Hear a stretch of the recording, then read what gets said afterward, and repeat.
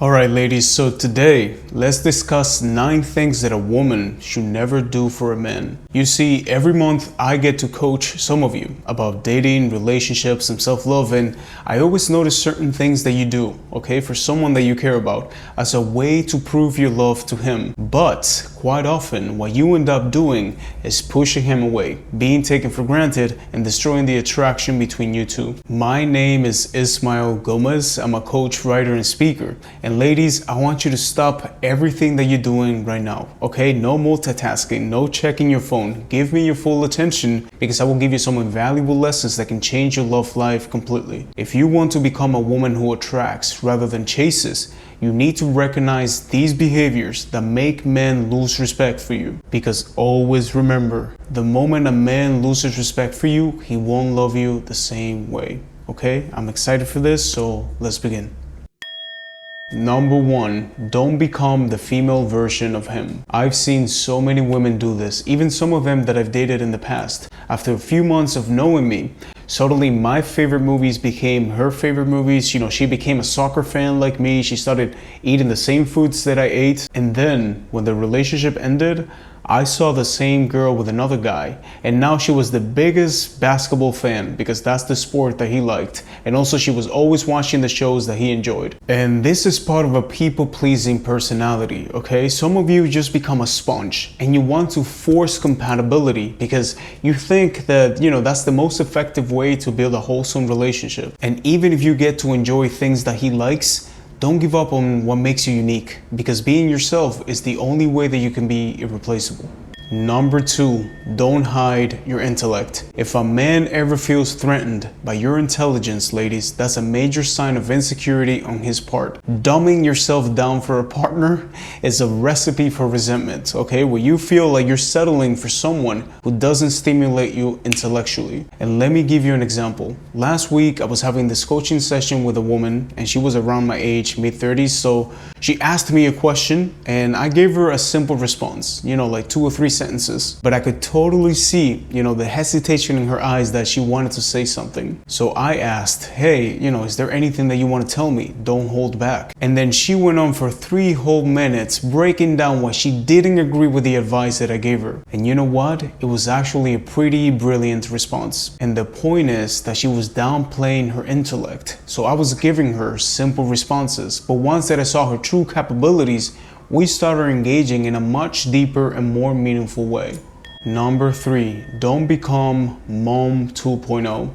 I know that a lot of you know this one, right? Playing mother to your partner can completely drain your energy. Constantly cleaning up after him, you know, watching over his finances, pushing him to pursue his goals. A grown man should be capable of taking care of himself. Taking on the mother role can create an unhealthy dynamic where your partner becomes overly demanding and you feel undervalued. However, let me say that this doesn't mean, ladies, that you never do anything nice for him, you know, like cooking him dinner or doing some other household tasks, because I know that some of you take this to the extreme, right? And you refuse to do any thoughtful gestures for him, fearing that you'll be taken advantage of. It's all about finding a healthy balance, you know, where both of you contribute and you feel appreciated.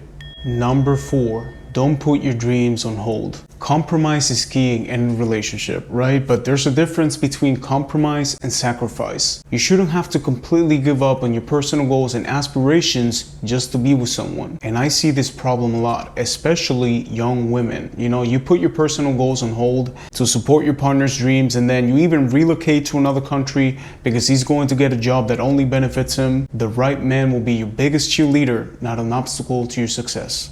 Number 5, stop avoiding conflict. Here's a quote that I love that embodies this point. If you hide your pain from your partner, you may have peace in the relationship, but you'll create a war in your mind. I see so many of you afraid to disagree with your partner because you worry that it will lead to a fight and then him leaving. And here's the thing, healthy couples disagree sometimes, okay? Like, the important thing is to be able to express your opinions respectfully. A healthy partner would value your voice and want to hear what you have to say, even if you don't always see eye to eye. Nevertheless, if your partner is the type that breaks things down, starts yelling at you when there's conflict, that is not okay, ladies, all right? Don't put up with a fucking shitty behavior.